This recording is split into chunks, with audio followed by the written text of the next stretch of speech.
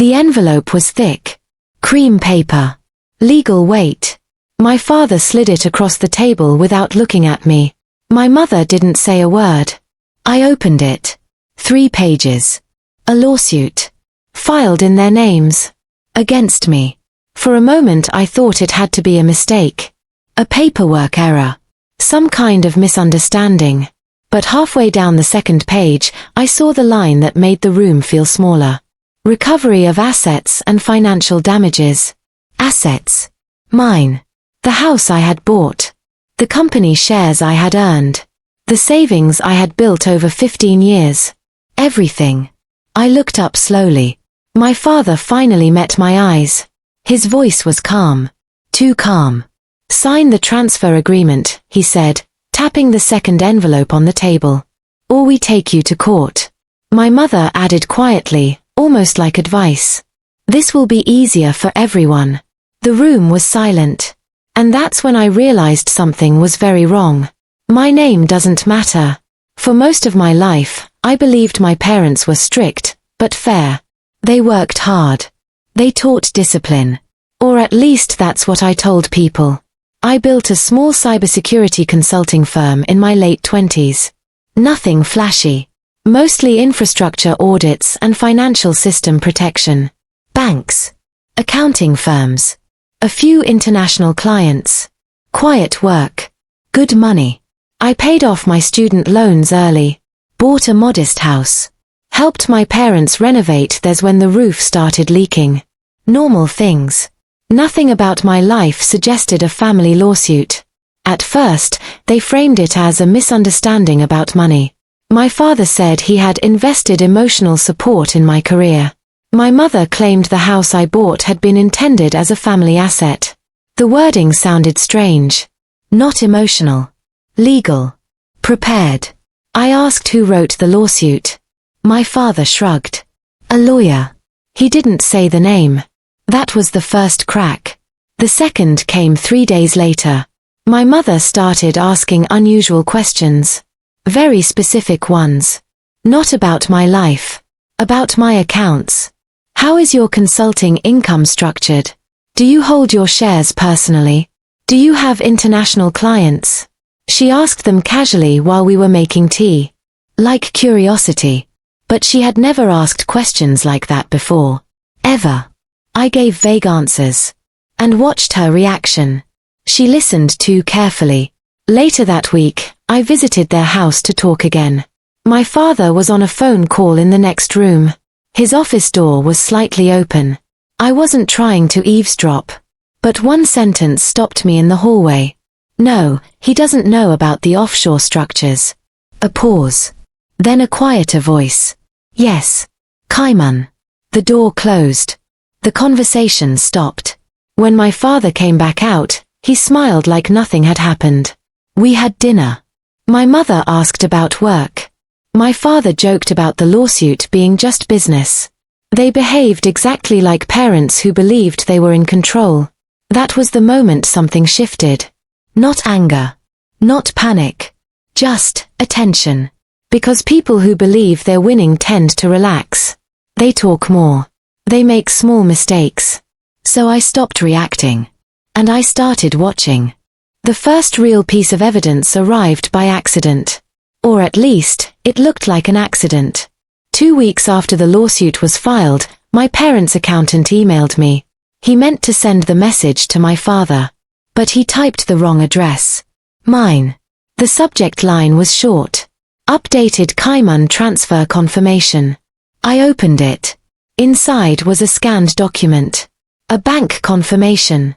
A wire transfer receipt from a Cayman Islands financial institution. The sender account belonged to a shell company I had never heard of. The recipient account belonged to something much more familiar. My father's consulting trust. The amount was large. 7 figures. But the amount wasn't the most important part. The date was. The transfer had happened 3 days before they filed the lawsuit against me. I read the document twice. Then 3 times. No reaction. Just facts. The email chain attached below the receipt was even more interesting. The accountant had written, confirming the transfer was completed as requested. The asset protection structure is now active. Please remember the domestic claim will help justify separation of personal holdings. Domestic claim. That meant the lawsuit. The lawsuit wasn't emotional. It wasn't personal. It was part of a plan. A legal strategy. They were creating a conflict with me so their assets could appear separated during an offshore transfer. In simple terms, they were moving money out of the country and using their own child as the legal distraction. I didn't reply to the email. I downloaded the attachment, saved it, then archived the message so it looked unopened. Later that night, I checked something else. Server logs. My firm specializes in financial security. Most of my clients hire us to monitor unauthorized access attempts. But my parents had once asked me to help secure their home network. I had set up remote diagnostics years ago. I logged in. Their system activity showed something interesting. 2 encrypted file transfers had occurred 3 days earlier. The same day as the Cayman transaction. Destination, an overseas storage server. File size, large. I copied the log. Then I left the system exactly as it was. Still no reaction. Still observation. A few days later, the second piece of proof appeared. My father invited me to dinner again. This time he brought paperwork. Not the lawsuit. Another document. A settlement agreement. He pushed it across the table like a generous offer. If you sign this, he said calmly, we drop the lawsuit. The agreement required me to transfer partial ownership of my company to a holding entity he controlled. He explained it like a business arrangement. Family protection, he called it. I skimmed the document. The holding entity had a familiar name. The same shell company that had sent the Cayman transfer. I said nothing. Just folded the paper and put it back on the table. My mother watched me carefully. Why are you being difficult? She asked. Her voice sounded confused. Not angry. As if my resistance simply didn't make sense to her. Because in their version of events, everything had already been decided. The offshore money was safe. The lawsuit would pressure me. Eventually I would give them control of my assets too. That was the plan. But there was one more piece of evidence. And it arrived in the simplest possible form. A voicemail. My father left it late one evening. He thought he had called his lawyer. Instead, he called me. His message was short. Make sure the documents show the company dispute clearly. If auditors look later, we need the conflict with him on record. Then he hung up. I saved the recording. 3 forms of proof now existed. The Cayman transfer. The lawsuit strategy. The voicemail confirming intent. I didn't confront them. Not yet. Because by that point, the situation was no longer about a family argument. It was about fraud. And timing. Confronting them would have ruined everything. By that point, the situation had moved past family tension.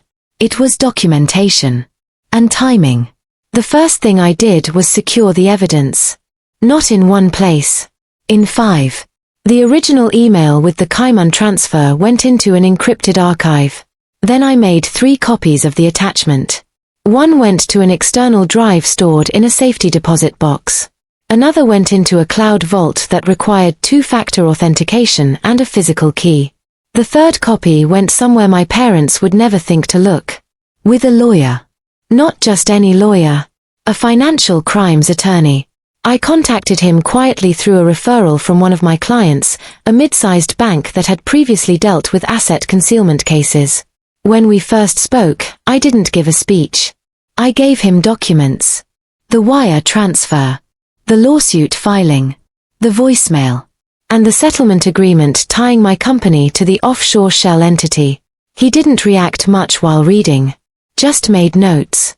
After about 15 minutes he leaned back and said one sentence. This wasn't meant to hold up under scrutiny. I nodded. Because it wasn't. The plan relied on something very simple. Pressure. They expected me to panic. To argue. To settle quickly and transfer assets before anyone looked too closely.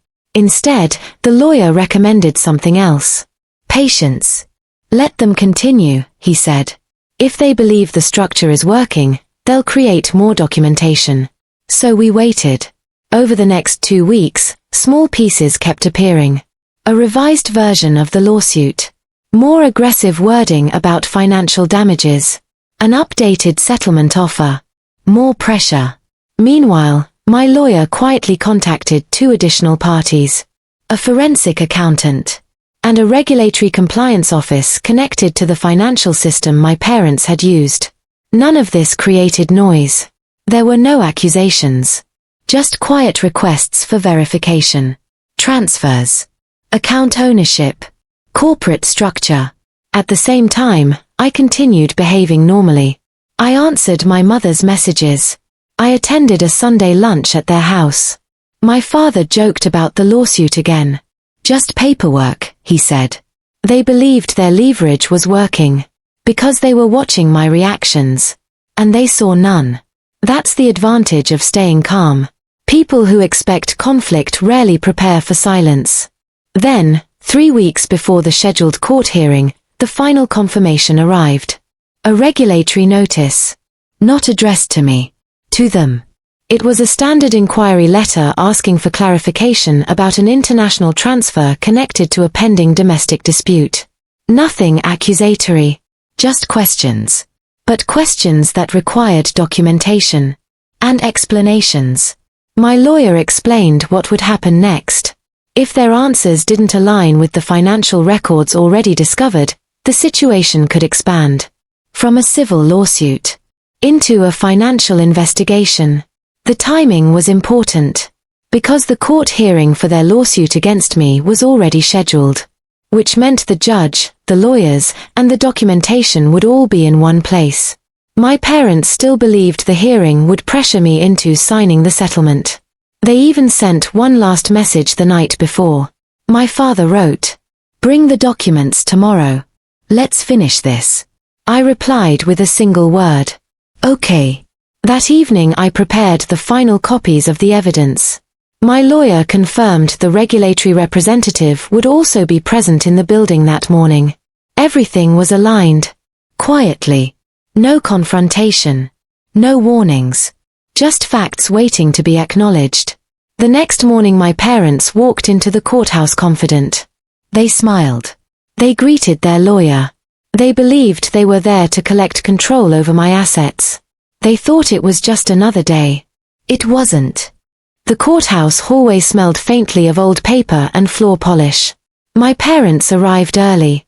They always did when they believed they were in control of something. My father stood near the courtroom door speaking quietly with his attorney. My mother sat on a wooden bench scrolling through her phone.